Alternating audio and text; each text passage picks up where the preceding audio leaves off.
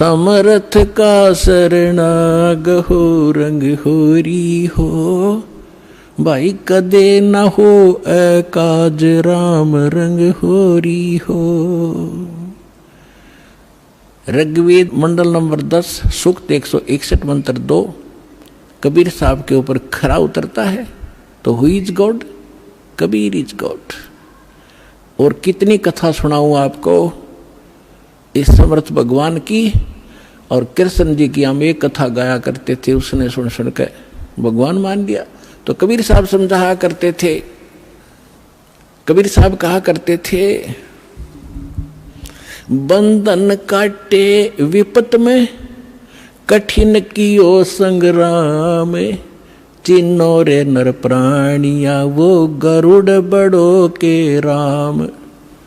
परमात्मा समझाया करते थे उस समय कि तुम श्री राम को भगवान बताते हो, और जब तुम्हारी कथा में है रामायण में कि श्री रामचंद्र जी को, रामचंद्र जी के ऊपर पूरी सेना के ऊपर नाग फांस का एक हथियार छोड़ दिया था। सारी की सारी सेना नाग फांस में आ गई थी, यानी इतने सर्प हो गए थे, सभी सेना को ऐसे हाथों से और चारों तरफ लपेट के बांध दिया था, इंक्लूडिंग लक्ष्मण एंड श्री राम। और ऐसे खड़े थे, ऐसा है हुए सारे, जैसे ईंख बांध दिया करें। और सारी सेना खड़ी खड़ी देखा कि काटेंगे ये सारे राक्षस हमें। तब न्यू कहे हैं कि गरुड़ से पुकार करी गई। गरुड़ वो पक्षी जो श्री रामचंद्र विष्णु जी का वाहन बताते हैं। गरुड़ आए, गरुड़ ने फिर उनके नाग काटे, सारे नाग मार दिए। जब भगवान श्री राम बंधन मुक्त हुए, परमात्मा कहे फिर बंदी छोड़ कौन होया? गरुड़ हो गया। तेरे राम का भी बंदी छोड़। काटे बंधन विपत में, वो कठिन कियो संग्राम, चिन्नो रे नर प्राणिया ये गरुड़ बड़ो के राम। एक तकी ने एक और परीक्षा लेनी चाहिए। उसने कहा कि ये तो मुर्दा सदमे में था और सदमे वाला जीवित हो जाता है। जब जानो मेरी बेटी 10-12 काफी समय से, मैंने 2 महीने से कब्र में दबा रखी है, यदि मेरी लड़की को जीवित कर देगा मैं मान लूंगा कबीर इज गॉड, कबीर अल्लाह है, और नहीं तो ये भगवान नहीं है, फिर डंडोरा पीट दूंगा। अब फिर चिंतित हो गया कि सिकंदर लोधी कि इसने तो कोई ना कोई सिर दर्द मेरा बना के ही रखना है। तब कबीर साहब को पता चला टेंशन का। तब कबीर साहब ने कहा कि ऐसा करो सिकंदर, इनसे कहो आप आसपास के अक्षेत्र में अनाउंसमेंट कर दो कि तीसरे दिन शेख तकी की बेटी कब्र से निकालकर कबीर जीवित करेगा, कबीर जी। अब सिकंदर जी को तो पता था कि जो कह दिया फाइनल। उसने तुरंत मुनादी करवा दी। 100 आसपास लाखों की संख्या में लोग एकत्रित हो गए जिस दिन मालिक ने समय रखा था। कब्र फुड़वा दी। सिकंदर शेख तकी खड़ा, सिकंदर राजा खड़ा, मंत्री खड़े और भी दर्शक बहुत गणे। उस कब्र को फोड़ दिया गया। बच्ची का शव उसके अंदर था, 12-13 साल की लड़की थी। अब परमात्मा ने कहा कि शेख तकी अब तू अजमा ले अपना जंतर मंत्र, कहीं फिर 5-6 नंबर बनावे। तो वहाँ उपस्थित सभी व्यक्तियों ने कहा जी अगर इसके पास कोई शक्ति होती तो अपनी बेटी ने कौन मिट्टी में दाब के जाता, ये तो फेल है इस मामले में, आप दया करो। तब परमेश्वर ने कहा कि हे शेख तकी की बेटी जीवित हो जा। लड़की जीवित ना हुई। और शेख फिर कहा कि शेख तकी की बेटी जीवित हो जा, ना हुई। तो शेख तकी ने भंगड़ा पा दिया, नाचे कूदे, देखो ढोंगी का ढोंग पकड़ा गया। मुर्दे कभी जीवित होते हैं, ये तो क़यामत में होते हैं, क़यामत में होते हैं। उस नालायक व्यक्ति ने अपनी बेटी के जीवित ना होने का गम नहीं, कबीर साहब के हारने की खुशी मना रहा है। तो ये होते हैं साकेट प्राणी के लक्षण। सामने भगवान खड़ा और उसके साथ खसने लग रहे। परमात्मा ने तीसरी बार फिर कहा, वह फिर भी नहीं हुई। तो और ज्यादा जंप लगावे, कूदे, नाचे, डांस करे। परमात्मा ने कहा डट तजा बंडेले तू शांति करे। वो तो उसको दिखाना था उसकी नीचता जनता को कि ये अपनी बेटी को जीवित कराने में खुश नहीं है, ये तो कबीर जी को हराने में खुश है। ऐसा साकट व्यक्ति है। उसी समय परमात्मा ने कहा कि हे जीवात्मा, जहां भी है तू कबीर हुक्म से वापस आ और इस बेटी के शव में प्रवेश कर। बेटी वापस आ। 2 सेकंड के अंदर लड़की जीवित होकर मालिक के चरणों में दंडवत प्रणाम किया। बोलो सतगुरुदेव।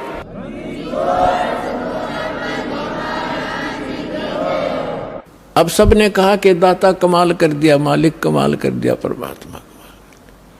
परमेश्वर ने कहा कि उसका नाम कमाली रख दिया परमेश्वर ने, और जा बेटी तेरे पिता के साथ ले जा सेक तकी। अब वो लड़की कहती है कि नहीं, आज मुझे अपने ओरिजिनल फादर का पता लग गया, ये तो नकली पिता था, मुझे माटी में डाल गया। आज मुझे अपने असली पिता का पता लग गया है। और 1.5 घंटे तक उस लड़की ने वहां कथा सुनाई, अपने पूर्व जन्म की कथा सुनाई।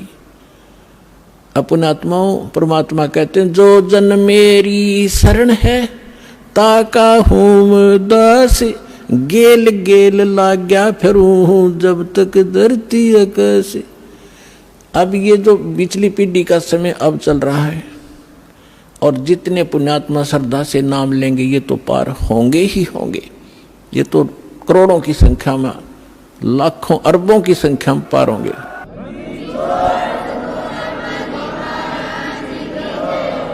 लेकिन इस भक्ति युग के अंत में कुछ ऐसे काल के दूत आएंगे, धीरे धीरे भ्रमित करना शुरू करेंगे, तो अपने आप ऑटोमेटिकली है, वो तो होगा ही होगा। उस समय कुछ भक्त रह जाएंगे, वो पार ना हो पाएंगे। तो उनमें से यही आत्मा कमाली और कमाल की थी। तो परमात्मा, उस लड़की ने अपने पूर्व जन्म की कथा सुनाई।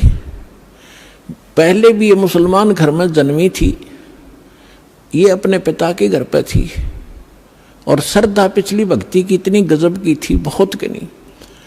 और वहां परमात्मा, जब ये लड़की चारा लेने के लिए पशुओं का खेतों में गई हुई थी, वहां भगवान मिले थे कबीर जी जिंदा महात्मा के रूप में, एक कुएं पर बैठे थे। तो वहां लड़की ने भी अपना जो चारा लाकर था उस वृक्ष के नीचे रखा। उस समय विश्राम करने के लिए साधु मिल गए, पीर जी खड़े दिखे तो उनसे प्रणाम किया। परमात्मा ने काफी उसको ज्ञान दिया, बेटा भक्ति करनी चाहिए। वो कहती जी भक्ति करती हूँ, ईद बकरीद मनाते हैं, नमाज करती हूँ, ऐसे करती हूँ। परमात्मा ने सारा ज्ञान समझा, बेटी ये ईद और बकरीद मनाना, मांस खाना, ये महापाप है, ये नहीं खाना चाहिए। कोई आपको काट कर खावे कैसा लगे? लड़की स्तब्ध हुई। बच्चे का जल्दी घर करती है ये ज्ञान, अज्ञान भी ज्ञान भी, बुराई भी और अच्छाई बच्चा जल्दी से ग्रहण करता है, जैसा उसको माहौल मिलता है। काफी ज्ञान सुनाया, बेटी ये भक्ति नहीं, भक्ति अलग से हट के इसकी। अब सामने देखा कि भी मुसलमान ही है, ये बता रहा है, तो बच्ची के बात समझ में आ गई। कहने लगे भगवान फिर क्या करूं? कि बेटी जो मैं साधना बताऊं ये करना, और ये 2 दिन का जीवन है, असंग जन्म हो गया, जन्म तेर मृत्यों को मैं ऐसी साधना बताऊंगा ये पीछा छूट जाएगा। लड़की ने क्या नाम ले लिया, और बेटी मांस नहीं खाएगी? अगर नहीं खाऊंगी महाराज, कत्ती नहीं खाऊंगी, कोई कंपलसरी नहीं मांस खाना, खाओ तो खाओ, मैं नहीं खाऊंगी। लड़की ने दृढ़ निश्चय किया, और लड़की होगी 17-18 साल की, विवाह से मना कर दिया, इतना वैराग हो गया उसके अंदर। और माता पिता को चिंता होगी, वे बेटी को हम घर पर नहीं रख सकते, उधर से वो विवाह को मना कर रही है। तो लास्ट में माता पिता ने कह दिया, बेटी अगर तुम विवाह नहीं कराएगी तो हम दोनों आत्महत्या करेंगे, हम तुझे यहाँ नहीं देख सकते, बेटी को कैसे रखेंगे, कल न पता नहीं क्या उक चुक हो जाएगी। अब लड़की ने सोचा है बुढ़ा बुढ़िया मरेंगी, उसने यस कर दी, ठीक है मैं शादी करवा लूँ।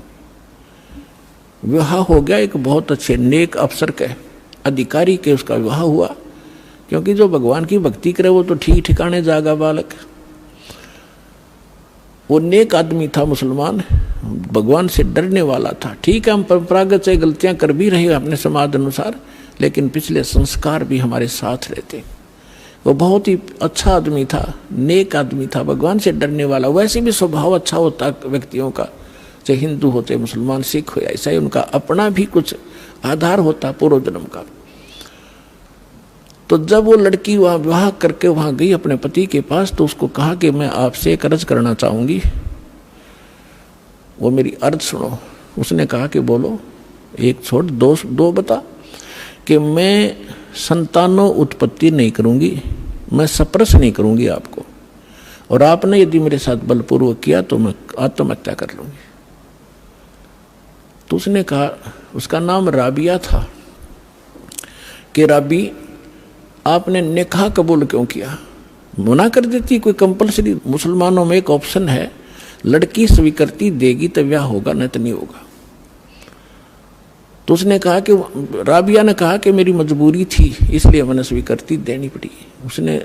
उसके पति ने पूछा कि मजबूरी क्या थी तेरी? कि मैं चाहती हूँ भगवान की भक्ति करना, और मुझे एक संत मिले थे, उन्होंने मुझे एक ज्ञान दिया था, उस आधार पर मैं दृढ़ हूँ, और यो असंग जन्म का झंझट टिपका खत्म कराऊंगी, मैं इसलिए ब्याह नहीं करवाऊँ थी माता पिता से। तो उसने कहा कि अपने माता पिता के सामने मना करना था कि मैंने खूब किया था।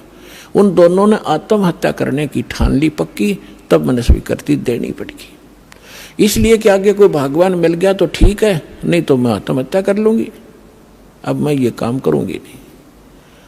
वो दयालु था, उसने कहा। और मुसलमानों में अनेक शादियाँ हो जाती हैं, एक कोई खास बातें नहीं उनके लिए थे। तो उसने कहा, राबिया जैसे तुम्हारे माता पिता लोक लाज मर्यादा के कारण आत्महत्या तक नौबत आ गई थी, ऐसे हमारी भी मर्यादा है। ठीक है, मैं वचन देता हूँ, आज के बाद तू मेरी सिस्टर की तरह रहेगी, लेकिन समाज की दृष्टि में तूने मेरी पत्नी की तरह रहना पड़ेगा, और तेरे लिए अलग स्थान बना दूंगा, खूब भक्ति कर, पर मरिए मत, ये पाप मुझे लगेगा, मैं अपना और विवाह करा लूँगा। तो उसने ऐसा ही किया।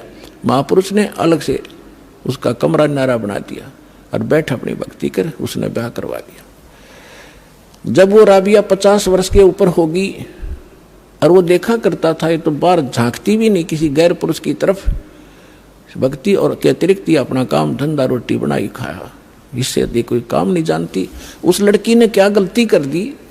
वहां जाने के बाद सत्संग का अभाव हो गया, भगवान फिर मिले नहीं। परंपरागत लोक वेद के आधार से मालिक वाली साधना जो उसने प्रथम मंत्र दिए थे वो त्याग थी,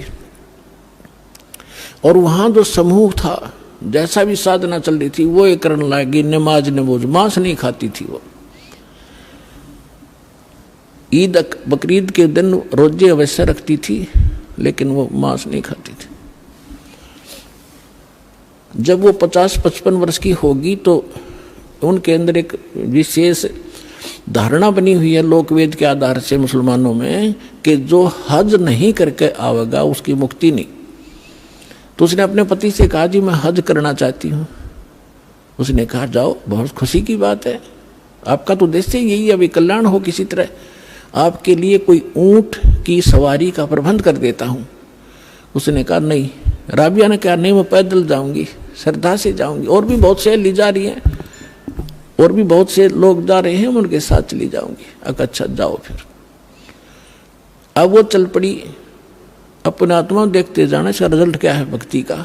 हमने आज तक छोटे मोटे चमत्कार किसी के देख लिए, उसी को सिद्ध और महात्मा और भगवान मान लिया, ये अध्यात्म ज्ञानहीनता थी। अब लड़की जा रही थी, वो माई, और सफर में कोई आगे चला गया, कोई पीछे रुक गया, उस समय वो अकेली जा रही थी। रास्ते में उसको प्यास लगी, खुद स्वयं को सामने कुआं देखा, कुआं था, कुएं पर बाल्टी नहीं थी, ना कोई रस्सी थी। एक कुतिया प्यासी थी, उसके बच्चे छोटे छोटे दूरी पर उसने देख लिए थे, और कुतिया कभी कुएं में झांक रही थी, कभी राबिया के पैरों में आकर चाट रही थी, फिर कुएं की तरफ भाग रही थी। समझ गई राबिया कि ये प्यासी बहुत है, और यदि इसको जल नहीं मिला तो ये मरेगी, साथ में मरेंगे बच्चे इसके। और औरत के अंदर दया भगवान ने एक नारी दे रखी है, विशेषकर बच्चों के समय, तो वह एकदम, और कुछ पिछले संस्कार थे, भगवान आत्मा थी, भगवान से कोई जन्मों से पीछे से चलती आ रही थी, फिर हम रह जाते हैं, बिचल जाते हैं, छोड़ देते, ये माया, इस माया में फंस जाते। तो उस लड़की ने देखा आसपास कोई गांव नगर नहीं, ना कोई रस्सी है ना बाल्टी है। लड़की ने अपने कपड़े उतारे, पहले मोटे मोटे कपड़े हुआ करते थे, हाथ के बने हुए। अपना कपड़ा उतारा, चुंदड़ी, और उसको अपने बाल पाड़े। एक दो चार बाल पाड़ के देखियो कितना दर्द होगा। लेकिन उस परमार्थ में उस बेटी ने एक नहीं देखा, फटाफट अपने सारे बाल पाड़ कर रस्सी बनाई लंबी। बहुत लंबी रस्सी बनानी पड़ी क्योंकि पानी गहरा था। बांध कर उसने अपनी कपड़ा और उसके अंदर पानी में भिगोया, और बाहर एक मटका टूटा हुआ पड़ा था, उसका पात्र था आधा, उसमें निचोड़े कुतिया साथ साथ पीवे। वह कुतिया छका दी, अपने बाड़ बूढ़ खून खान निकला था उसको पूछ पाछ के, और चालन की तैयारी करी थी। उधर से वो मक्का एक स्ट्रक्चर, एक मंदिर न्यों का न्यों उठ गया जहाज की तरह, और उस कुएं के साथ में आकर लग गया, जैसे प्लेटफार्म पर गाड़ी लग जाती है, रेलगाड़ी। अब उसने देखा, उसने जाना ही मक्का में था, उसने सोची तो पहुंच गई मक्का, फट मक्के में प्रवेश किया। फिर वहां से उठा, वहां के लोग दे हैरान है, मक्का गया कहाँ। उस समय एक अब्राहिम अधम नाम, सुल्तान नाम का एक व्यक्ति था, वो अपने पूर्व जन्म में भी संस्कारी था, ऐसे ही भगवान का ही वो पिछला संस्कारी था। और उसने भी उसको भी उस जन्म में परमात्मा कबीर जी मिले थे, जिंदा महात्मा के रूप में उसको भी ज्ञान दे रखा था। और वो सुल्तान अधम वाली आत्मा, सुल्तान अधम तो वो आगे आके बना है, वही आत्मा उस मक्का में गई हुई थी मुसलमान होने के नाते, कि वहाँ के लोगों को समझाऊंगा कि ये साधना गलत है। तो वहाँ वो प्रचार कर ही रहा था बैठकर, तो लोगों ने पूछा ये मक्का कहाँ गया। तब अधम सुल्तान ने कहा, उस आत्मा ने कहा कि मक्का नहीं मकाम, और गया रांड के लेन को नो कह अधम सुल्तान। अब सुल्तान अधम तो ये कह रहा है कि एक रांड को लेने गया, निकम्मी औरत को। अब आम आदमी के गले कैसे उतरे कि निकम्मी आदमी औरत को के लिए मक्का चला गया। लेकिन वो किस दृष्टिकोण से कह रहा था, कहते सुल्तान अधम मक्के गया, मक्का नहीं मुकाम, गया रांड के लेन को कहे अधम सुल्तान। वो कहने लगे कि आप क्या बात है, कैसे किसको लेने का, इतने मक्का वापस आ गया। उसमें वापस आया तो वो लड़की जिसके सिर पर बाल नहीं, सारी कहानी उसने बताई, और देखने वाले भी आसपास निकट इकट्ठे हो गए थे, कैसे हो गया। वो भी मक्के में चढ़ लिए साथ में। तो आकर जब उसने पूछा कि क्या कारण हुआ, उन्होंने सबने मिलकर बताया कि ऐसे ऐसे इसने एक कुतिया और उसके बच्चों की जान बचाई, बाढ़ पाड़ कर रस्सी बांट के पानी पिया, और ये उद्देश्य लेकर यहाँ आ ही रही थी, तो भगवान ने इसके लिए मक्का ही भेज दिया। तो इतनी प्रशंसा की पात्र बन गई पूरे मुसलमान धर्म में कि भक्ति हो तो राबी जैसी, भक्ति हो तो राबी जैसी, जिसके लिए मक्का भी उठकर चला गया। लेकिन क्या इससे मोक्ष था उसका? फिर अब्राहिम सुल्तान अदब से पूछा कि आप इसको ऐसी निकम्मी लड़की क्यों कह रहे थे, इसने तो ऐसा कुर्बानी कर दी, जिसके लिए मक्का चला गया, उसको आपने कैसे कहा ये निकम्मी लड़की है? तब अब्राहिम सुल्तान वाली आत्मा ने कहा कि यह निकम्मी है, इसको भगवान मिले थे जिंदा महात्मा के रूप में, इसने वह भक्ति छोड़ दी, ये डलेड हो रही है, इसलिए निकम्मी है। उसके बाद राबी ने बताया कि फिर मेरा जन्म वो मृत्यु होगी, वहां मेरी प्रशंसा हो रही है, अगला जन्म मेरा एक बांसुरी का हो गया। एक बांसुरी नाम की लड़की बनी मैं, और गाने गा गा के इतनी सुरीली आवाज से पर धार्मिक भगवान की शब्द सुनाया करती थी, बहुत प्रसिद्ध होगी। और वह भी फिर वृद्ध हुई जब मक्के में गई। अब मक्के में जाकर उसने पता था कि जो मक्के में मरता है, ऐसा ज्ञान सुन रखा था लोक वेद से, वो सीधा भिष्ट जाता है, स्वर्ग में जाता है, हेवन में जाता है। लड़की ने सोचा हेवन के लिए तो ये सारा कुछ कर रहे हैं, और मक्के में मरने से हेवन मिलता है, स्वर्ग मिलता है, तो वहीं कर्द से अपनी तलवार का से गर्दन काट दी, मक्के में चढ़ा दी। सबको वाह वाह की पात्र बन गई कि भक्ति हो तो बंसुरी जैसी, बंसुरी तो गई सीधी भिष्ट में, सीधी स्वर्ग गई है, तो इसने मक्के में शीश ढा दिया।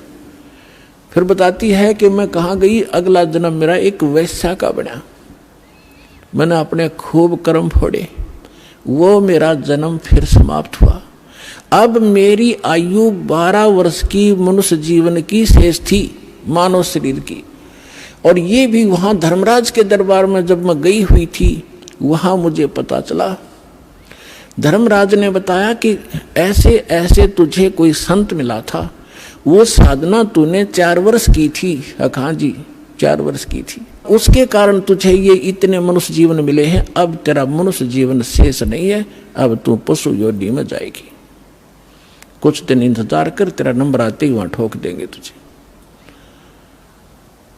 तो उसने बताया कि ये आज परमात्मा खुद पहुंचे वहां पर और धर्मराज के सामने वकालत करी वकील बन के कि ये मेरी भक्तनी थी, पिछले जन्म में मेरी साधना कर रखी है, इसको छोड़ तू अकाउंट नहीं ले सकता। धर्मराज ने हाथ जोड़ लिए और इनको वापस दे दी, मेरी आत्मा में यहाँ खड़ी हूँ। लोगों ये भगवान आए हैं, ये अल्लाह अकबर है, आंख खोल लो, चरण ले लो। लाखों लोगों ने कबीर साहब की शरण ली।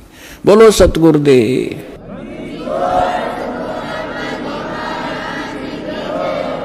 और उस लड़की ने कहा मैं आज से अपने पिता के साथ रहूंगी, मेरा जीवन शेष नहीं था। आज इस दाता ने मेरे को मनुष्य जीवन अपनी शक्ति से एक्सटेंड किया है। समर्थ का शरणाग हो, रंग होरी हो, भाई कदे न हो काज, राम रंग होरी हो।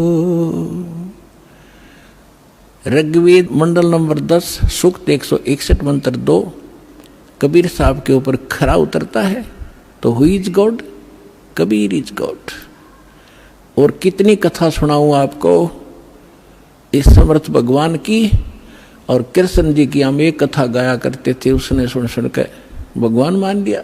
तो कबीर साहब समझाया करते थे, कबीर साहब कहा करते थे, बंधन काटे विपत में, कठिन कियो संग्राम, चिन्नो रे नर प्राणिया, वो गरुड़ बड़ो के राम। परमात्मा समझाया करते थे उस समय कि तुम श्री राम को भगवान बताते हो, और जब तुम्हारी कथा में है रामायण में कि श्री रामचंद्र जी को, रामचंद्र जी के ऊपर पूरी सेना के ऊपर नाग फांस का एक हथियार छोड़ दिया था। सारी की सारी सेना नाग फांस में आ गई थी, यानी इतने सर्प हो गए थे, सभी सेना को ऐसे हाथों से और चारों तरफ लपेट के बांध दिया था, इंक्लूडिंग लक्ष्मण एंड श्री राम। और ऐसे खड़े थे, ऐसा है हुए सारे, जैसे ईंख बांध दिया करें। और सारी सेना खड़ी खड़ी देखा कि काटेंगे ये सारे राक्षस हमें। तब नो कहे हैं कि गरुड़ से पुकार करी गई। गरुड़ वो पक्षी जो श्री रामचंद्र विष्णु जी का वाहन बताते हैं। गरुड़ आए, गरुड़ ने फिर उनके नाग काटे, सारे नाग मार दिए। जब भगवान श्री राम बंधन मुक्त हुए, परमात्मा कहे फिर बंदी छोड़ कौन होया? गरुड़ हो गया, तेरे राम का भी बंदी छोड़। काटे बंधन विपत में, वो कठिन कियो संग्राम, चिन्नो रे नर प्राणिया, ये गरुड़ बड़ो के राम। भाई जो गुरु वचन पे डट गे, रकट गे फंद 84 के, कट गे फंद 84 के, रकट गे फंद 84 के।